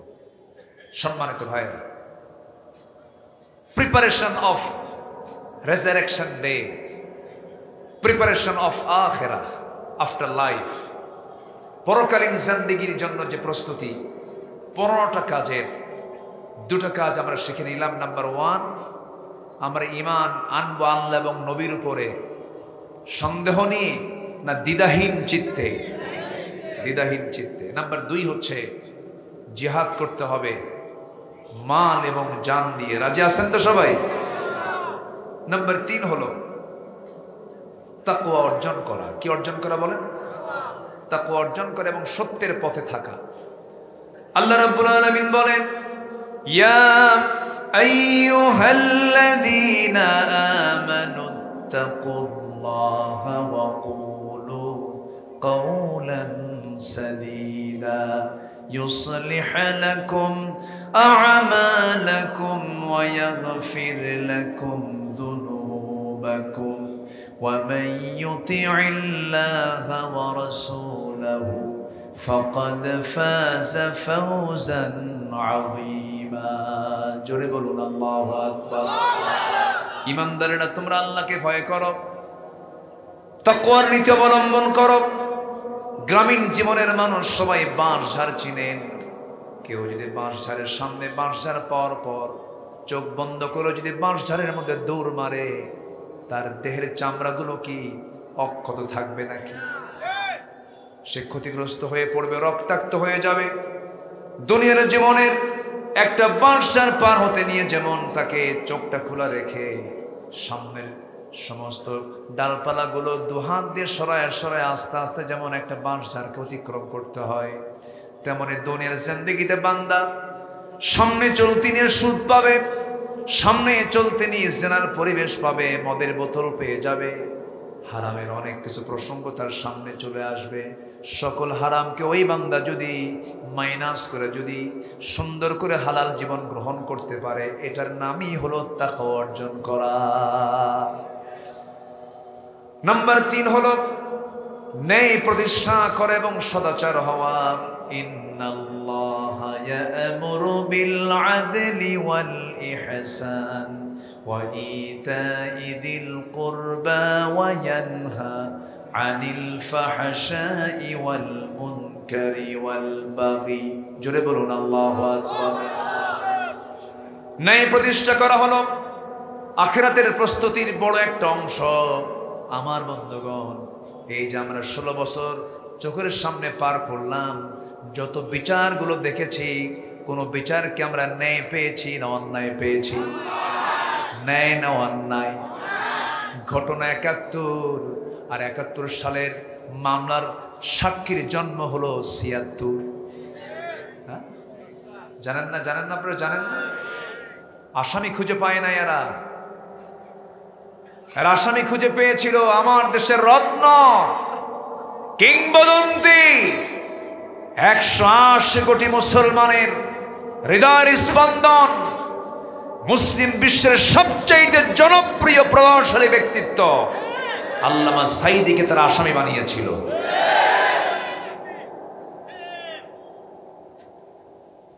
সম্মানিত বন্ধুগণ, এই তাফসীর মাহফিলের এই প্ল্যাটফর্ম থেকে আমরা জানান দিতে চাই, আল্লামা সাঈদীকে 2023 সালের 13ই আগস্ট কাশিমপুর কারাগার থেকে চিকিৎসার নাম করে হসপিটালে ভর্তি করে কসাই ডাক্তারদের দিয়ে পয়জনিং করে পরিকল্পিতভাবে যারা হত্যা করেছে, সেই হত্যার দৃষ্টান্তমূলক শাস্তি আমরা দাবি করছি।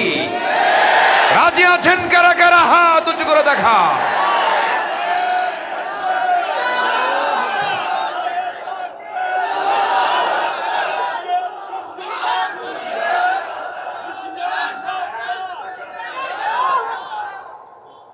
আল্লাহ কবুল করুন, জোরে বলি আমিন। একটা দুইটা জীবন যায়নি। আমরা জানতাম না যদি 5 আগস্ট না আসতো আয়না ঘর কাকে বলে। আয়না ঘরে থাকা ব্রিগেডিয়ার জেনারেল আব্দুল্লাহ আমান আজমির সঙ্গে আমি কথা বলেছি ব্যারিস্টার আরমানের সাথে। লোম শিহরে ওঠার মতো বললাম, ভাইজান কেমন ছিলেন 8 বছর? একজন বললেন, আল্লাহর দেওয়া নিয়ামত এই সূর্যের চেহারা আমি 8 বছর দেখতে পাই না। আরেকজন বললেন, 8টা বছর আমি যে ভিতরে ছিলাম, 8 বছর আগে আমি যে দেখে এসেছি আমার জীবিত বাবা মীর কাসেম আলীকে আমি দেখে এসেছি, কিন্তু 8 বছর আমি জানতাম না যে আমার আব্বা শাহাদাত বরণ করেছেন। চিনি না, ও আমার চিনল কেমন আল্লাহ জানে। 116 জন আলেমের তালিকা করলো, বলল যারা রাষ্ট্রদ্রোহী, রাষ্ট্রবিরোধী কর্মকাণ্ডে জড়িত। মামলার প্রস্তুতি পর্যন্ত নিল 2 বছর আগে। অনেক কিছুই করার তারা চেষ্টা করেছে। সেই বিচারপতি মানিক আজকে কোথায়? আলেমদের রক্ত বড় বিষাক্ত। সে পালানোর জন্য চেষ্টা করলো, সিলেট হয়ে, ত্রিপুরা হয়ে দিল্লি যাবে, কিন্তু সিলেটবাসী ভালো আপ্যায়ন দিয়েছে, মেহমানদারি ভালোই করছে, মোটামুটি বিসি শুদ্ধ আউট করে দিছে। সম্মানিত ভাইয়েরা, আমরা বিচারটা চাই অন্যায় না ন্যায়? অন্যায় না ন্যায়? আইন বিচার সবার জন্য অসমান না সমান? এটা প্রতিষ্ঠা করেছেন মুহাম্মদ সাল্লাল্লাহু। চুরি করে ধরা পড়েছে সম্ভ্রান্ত পরিবারের এক নারী, চুরি করে প্রমাণ হয়ে গেছে। আমার রাসূল বলে ফেললেন, হাত কাটো। আস-সারিকু ওয়াস-সারিকাতু ফাকতাউ আইদিয়াহুমা। চোর এবং চুন্নি, পুরুষ হোক আর মহিলা, ধরা পড়লে কি করতে হবে? হাত কাটো প্রকাশ্যে, এবং তার চিহ্নটা যেন জাতি দেখতে পারে যে মহিলা অথবা এই পুরুষ চুরি করছিল, হাত কাটছে। চিহ্ন, এটা ইসলাম বলে দিয়েছে। ওই মহিলা সম্ভ্রান্ত পরিবারে সাইয়েদনা ওমর ফারুকের কাছে গিয়ে ধরনা দিলেন। ধরনা দিয়ে বলা হচ্ছে, আপনার কথা রাসূল শুনবেন, আপনি একটু সুপারিশ করেন যেন নারী মানুষ, মহিলা মানুষ হাত কাটলে কেমন হয়, শাস্তি যেন একটু লঘু করা হয়। সাইয়েদনা ওমর ফারুকের মতো মানুষ, দিলটা নরম হয়ে গেছে। আমার নবীর কাছে গিয়ে যখন বললেন, ইয়া রাসূলুল্লাহি, দেখুন তো শাস্তি লাঘব করা যায় কিনা। আমার নবীজি বলেন, ওমর, তোমার দারাজ কণ্ঠ কোথায় গেল? তোমার সেই তেজস্বিকতা কোথায় গেল? ওরে ওমর, জেনে রেখে দিও, সম্ভ্রান্ত পরিবারের ওই মহিলা যে মহিলার নামও ফাতিমা, ওই ফাতিমা চুরি না করে যদি বিশ্বনবীর কলিজার টুকরা ফাতিমা বিনতে মুহাম্মদ যদি আজকে চুরি করে ধরা পড়তো, আমি রাসূল সচক্ষে সবার সামনে আমি নিজে আমার মেয়ের হাতটা কেটে ফেলে দিতাম। আল্লাহু আকবার বলেন। এটাই হচ্ছে আইন। আইন সবার জন্য সমান। সাইয়েদনা ওমর ফারুক রাদিয়াল্লাহু তাআলা আনহু একদিন ঘোড়া কিনতে গেছেন। কি কিনতে গেছেন? ঘোড়া। ওই সময় এখন যেরকম গাড়ি কিনতে যায়, এখন যেমন হুন্ডা কিনতে যায়, ওই সময় কি কিনতে যেত? ঘোড়া। আস্তা বলে 4-5টা 6-7টা ঘোড়া থাকতো। আমার নবীজির ঘর, আমার নবীজির আস্তা বলে থাকতো 7 থেকে 8টা সবচেয়ে তাগড়া ঘোড়াগুলো থাকতো। নবীজি সে ঘোড়াগুলো ইউজ করেছেন। তো ঘোড়া কিনতে গেছেন, ঘোড়া কিনেছেন, টাকাও দিয়েছেন, লেনদেন হয়ে গেছে। সাইয়েদনা ওমর ফারুক সেই কৃত কেনা ঘোড়া নিয়ে ঘোড়ার পিঠে চড়েছেন, একটু দাবড়াচ্ছেন। 4-5 মাইল দৌড়ানোর পর ঘোড়ার 4টা পাই অকেজো হয়ে গেছে। উনি একটু রাগ করলেন, রাগ করে বললেন, এই ঘোড়া বিক্রেতা, কি ঘোড়া দিলা? ঘোড়া তো সব অকেজো হয়ে গেছে, 4টা পাই তো অকেজো হয়ে গেছে, শুধু বসে গেছে। এই ঘোড়া আমি নেব না, ঘোড়াটা তুমি ফেরত নাও, আমাকে টাকা দিয়ে দাও। ঘোড়া বিক্রেতা বলছে, আমিরুল মুমিনিন, আমি আপনাকে যেটা বলবো, এই ঘোড়াটা আমি যখন আপনাকে দিয়েছি তখন আমি আপনাকে সুস্থ ঘোড়া দিয়েছি, আপনি আমাকে টাকাও দিয়ে দিয়েছেন। মালিকানা আপনার কাছে পূর্ণ যাওয়ার পর ঘোড়া অসুস্থ হয়েছে, সেই অসুস্থ ঘোড়া আপনি আমাকে ফেরত দিবেন, এই ঘোড়া আমি নেব না। ওমর ফারুক বললেন, তাহলে কেন আমি নেব না? কেন তোমাকে ফেরত দিতেই হবে? শেষ পর্যন্ত ঘোড়া বিক্রেতা বলছে, ঠিক আছে, আপনিও ঠিক নাই, আমিও ঠিক নাই, চলুন আমরা আদালতে যাই। একটা সাধারণ ঘোড়া বিক্রেতা বলতেছে, কোথায় যাই? কোথায় যাই? কাকে বলতেছে? ওমর কি সাধারণ মানুষ? সাধারণ মানুষ। অর্ধ দুনিয়ার তিনি শাসনকর্তা, 40টা রাষ্ট্রের তিনি রাষ্ট্রপ্রধান, যার নাম শুনে রোম পারস্য থরথর করে কাঁপে। তাকে একজন সাধারণ ঘোড়া বিক্রেতা কয়, চলেন আমরা আদালতে যাই। সাইয়েদনা ওমর ফারুক বলেন, তাই তো, আমি তো এখানে প্রভাব খাটাতে পারবো না, চলো আদালত যা বলে তাই হবে। আদালতে চলে গেলেন। মামলার বাদী একজন ঘোড়া বিক্রেতা নিয়ে চলে গেছে। আদালত চত্বরে চলে গেলেন। খলিফা ওমর ফারুক যখন আদালত কক্ষের মধ্যে ঢুকলেন, ঢোকা মাত্রই ভিতর থেকে বিচারপতির চেয়ারে বসা যে বিচারপতি তৎক্ষণাৎ দাঁড়ায় গেছেন। দাঁড়ায় গিয়ে বলছেন, আমিরুল মুমিনিন, আপনি এই জায়গায় কেন? এমন জায়গায় আপনার আগমন কি হয়েছে বলুন। তিনি বলছেন, বিচারপতি, আমি ওমর, আমাকে দেখো না, আমাকে একজন সাধারণ ব্যক্তি হিসাবে চিহ্নিত করো। তোমার চেয়ারে তুমি বসো। একটা সমস্যা হয়েছে, সেই সমস্যা নিয়ে আমি আদালতে হাজির হয়েছি। মামলার বাদী হলো এই ঘোড়া বিক্রেতা। শোনো। ঘোড়া বিক্রেতার কাছ থেকে শুনলো, সাইয়েদনা ওমর ফারুকের কাছ থেকেও বিচারপতি শুনলেন। দুইজনের বক্তব্য শোনার পরে বিচারপতির আসন থেকে বিচারপতি বলছেন, আমিরুল মুমিনিন, আপনি আমারও খলিফা, অর্ধজাহানের খলিফা, আমি আপনাকে সম্মান করছি, কিন্তু আজকের বিচারের রায়টা আমি আপনার পক্ষে দিতে পারবো না, সম্পূর্ণ রায় চলে যাবে ওই ঘোড়াওয়ালার পক্ষে। যেরকম সুবহানাল্লাহ। সাইয়েদনা ওমর ফারুক বলেন, একটু বুঝায় কও, তুমি তো বিচারপতি, একটু বুঝায় বলো, তাছাড়া আমি বুঝি নাই তো। সেই বিচারপতির নাম হলো কাজী সুরাই ইবনুল হারিস আল কিন্দি রাহমাতুল্লাহ আলাইহি। তিনি দীর্ঘদিন বিচারপতির দায়িত্ব পালন করেছেন। শুধু ওমর ফারুক না, সাইয়েদনা আলীর মতো ব্যক্তির বিরুদ্ধেও তিনি রায় দিয়ে তিনি সাহসিকতার পরিচয় দিয়েছেন। ওমর ফারুক বললেন, কি আমার ভুল বলেন? এবার তিনি বলছেন, আমিরুল মুমিনিন, আপনি আমার সামনে অবস্থান করে কথা বলছেন, এই যে আপনি আমার সামনে সুস্থ অবস্থায় দাঁড়িয়ে থেকে কথা বলতেছেন, এই আদালত চত্বর থেকে বাড়ি পর্যন্ত ফিরতে পারবেন তার গ্যারান্টি আপনি দিতে পারবেন নাকি? না। সুস্থতা অসুস্থতা যখন তখন আসতে পারে। আপনি সুস্থ ঘোড়া সব কিছু দেখে শুনে কিনে নিয়েছেন, টাকা পয়সার লেনদেন হয়ে গেছে।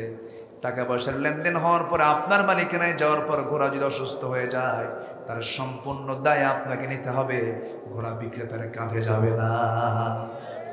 সাইয়েদনা ওমর ফারুক শুনলেন, মুস্কি মুস্কি হাসি দিয়ে চলে গেলেন বাড়িতে। পরের দিন একদম মন্ত্রণায় বসলেন, মসজিদে শুরার বৈঠকে বসে বললেন, গতকালকে একটা আশ্চর্য বিচারপতি পাইছি, এত সাহস, আমি ওমর আমার বিরুদ্ধে রায় দেয়, ওরে আঞ্চলিক বিচারপতি না বানায়া ওরে চিফ জাস্টিস বানায়া দাও।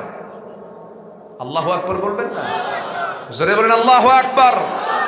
তাহলে খলিফার বিরুদ্ধে রায় দেওয়াতে বিচারপতি ডিমোশন হয় না প্রমোশন হয়? আর আমার দেশে যদি এমন কোন রায় যায়, ওরে পাগলা বানায় বাইরে পাঠায় দেয়, ঠিক কিনা? আমরা আর এই চিত্র দেখতে চাই না। আমরা আদালতকে একটা নিরপেক্ষ প্ল্যাটফর্ম দেখতে চাই, ঠিক কিনা? আল্লাহ কবুল করুন। দুনিয়াতে যার বিচার ঠিক থাকবে, আখিরাতে তার বিচার ঠিক থাকবে। দুনিয়াতে যার ওজন ঠিক থাকবে, আখিরাতে তার ওজন ঠিক থাকবে। ওয়াকিমুল ওয়াজনা বিল কিসতি ওয়া লা তুখসিরুল মিজান। নাম্বার 4, আখিরাতের প্রস্তুতির জন্য 4 নম্বর কাজ হলো দ্বীনের সঠিক এলেম অর্জন করতে হবে। শিক্ষা তো দুনিয়া জুড়েই চলছে, এমন শিক্ষা পায়জামা নাই, এমন শিক্ষা আদর্শ নাই, এমন শিক্ষা চরিত্র নাই, আমাকে দেখতেছি না, এমন শিক্ষা মার জানাজায় যাওয়ার সময় সন্তানের নাই, এমন শিক্ষা ডাক্তার হয়েছে, ইঞ্জিনিয়ার হয়েছে,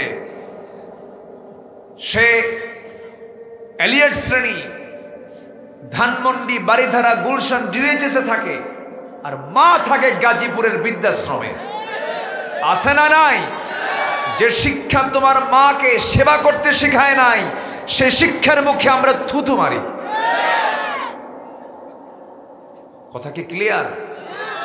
সন্তান শিক্ষিত করতে হবে, কিন্তু সেই শিক্ষার সাথে দিতে হবে নৈতিকতার শিক্ষা। কিসের শিক্ষা বলেন? সেই নৈতিকতা আসবে হলো কি থেকে বলেন তো? আসতে বলবেন না, কি থেকে আসবে? কোরআন থেকে আসবে। আমরা সন্তানদেরকে কোরআন শেখাবো, সবার পরে না সবার আগে। সন্তানকে হাফেজ বানান, জজ হবে হাফেজ জজ, ডাক্তার হবে হাফেজ ডাক্তার, ইঞ্জিনিয়ার হবে হাফেজ ইঞ্জিনিয়ার। এখন বহু মাদ্রাসা আলহামদুলিল্লাহ মোটামুটি আমার দেশে অনেক জায়গায় ওপেন হচ্ছে, চালু হচ্ছে। আমি নিজেও চালু করেছি, আমি নিজেও একটা উদ্যোগ নিয়ে চালু করেছি। এবছর 11 বছর পার হবে, তার হিপস কমপ্লিট হবে, বাংলা ইংরেজি সাধারণ যত সাবজেক্ট সব স্বাভাবিকভাবে তার পড়া চলবে, এবং এই দিক থেকে তার 30 পারা কোরআন পরিবেশের মধ্য দিয়ে তার 30 পারা কোরআন তার হিপস সম্পূর্ণ হয়ে যাবে।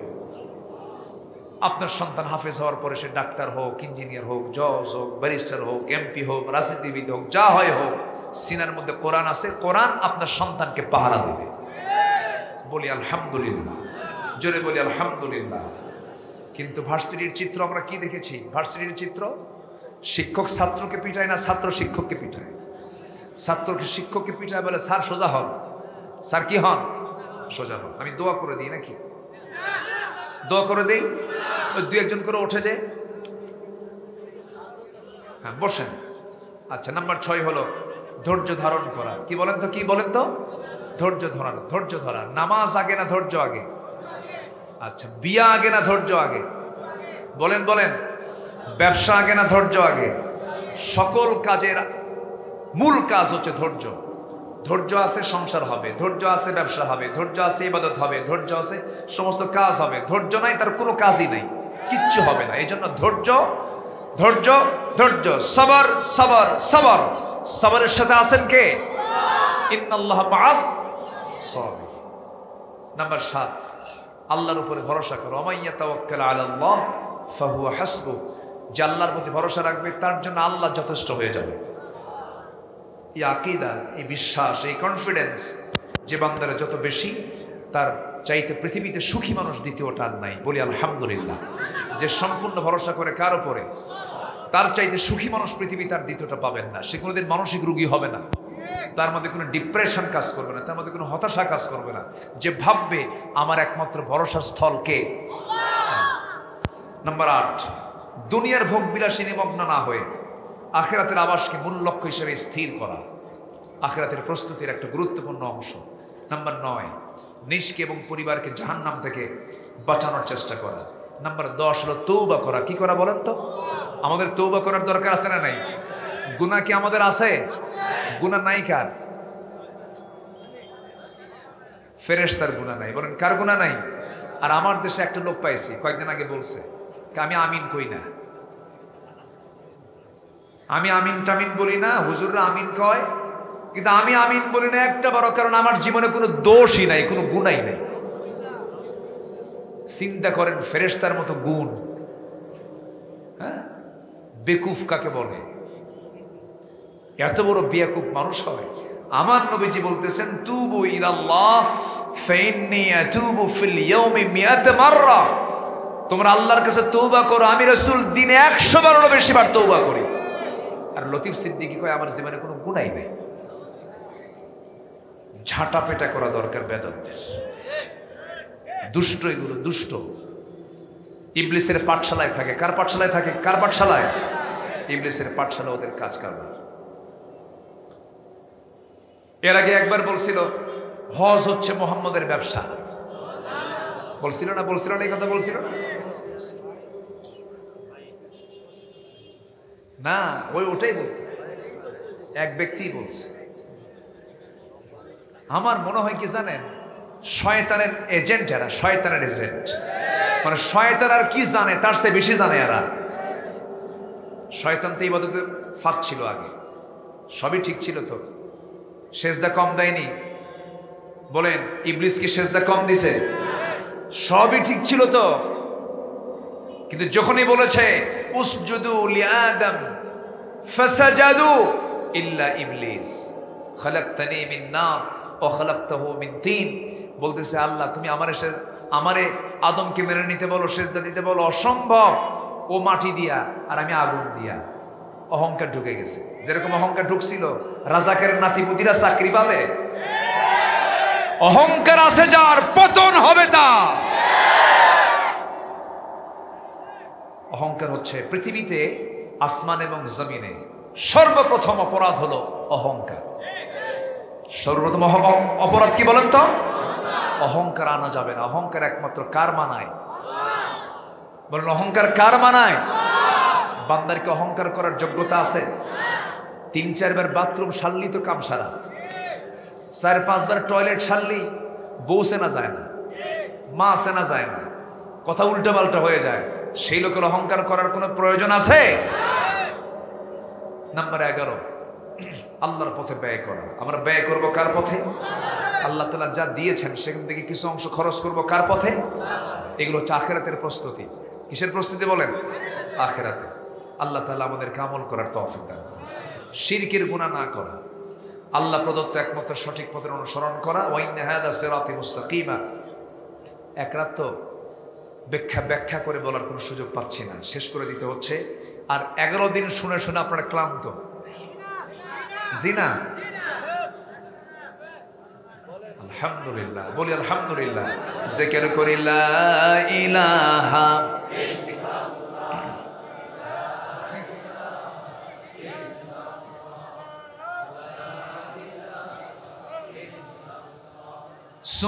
সুবহানাল্লাহ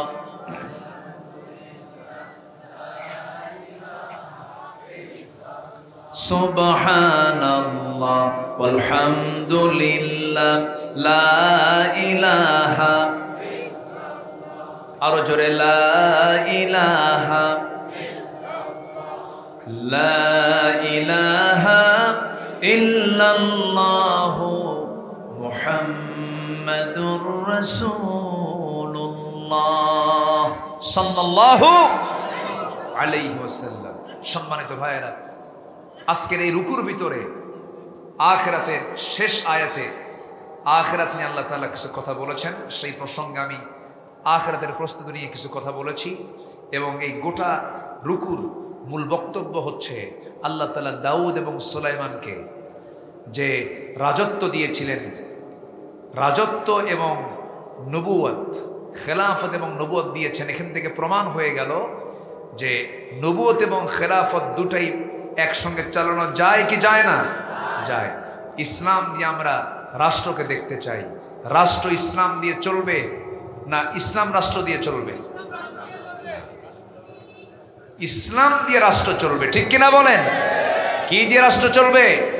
ইসলাম দিয়ে রাষ্ট্র চলবে। আসুন আল্লাহ পাক আমাদেরকে বোঝার তৌফিক দান করুন। সবাই ফজর নামাজ পড়বো তো? জোহর, আসর, মাগরিব, এশা 5 ওয়াক্ত নামাজ পড়বেন। কারা কারা একটা হাত তুলে দেখেন। জোরে বলি ইয়া আল্লাহ, আমাদেরকে 5 ওয়াক্ত সালাত আদায় করার তৌফিক তুমি আল্লাহ দিয়ে দাও। জোরে বলি আমিন। সবার বাড়িতে স্ত্রী সন্তান আছে না নাই? স্ত্রী মেয়ে আছে না নাই? পর্দা করা কি? পর্দা করা কি? আমরা চুপাইরের কোনো ঘরে বেপর্দার কোনো পরিবেশ আমরা দেখতে চাই না। যুবকরা তোমরা অ্যালার্ট হয়ে যাও, মসজিদে তালিকা করো কারা নামাজ পড়ে আর কারা নামাজ পড়ে না। যারা নামাজ পড়ে না তাদের বাড়িতে দাওয়াত নিয়ে যাও। চুপাইরকে বেনামাজি মুক্ত গ্রাম ঘোষণা করো।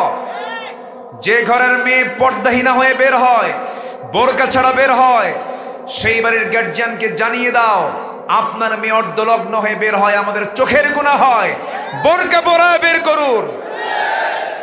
আপনার গ্রামকে আপনি পাপমুক্ত করুন, নামাজের পরিবেশ তৈরি করুন। আপনার গ্রাম থেকেই দেশের বিপ্লব সৃষ্টি হয়ে যাবে।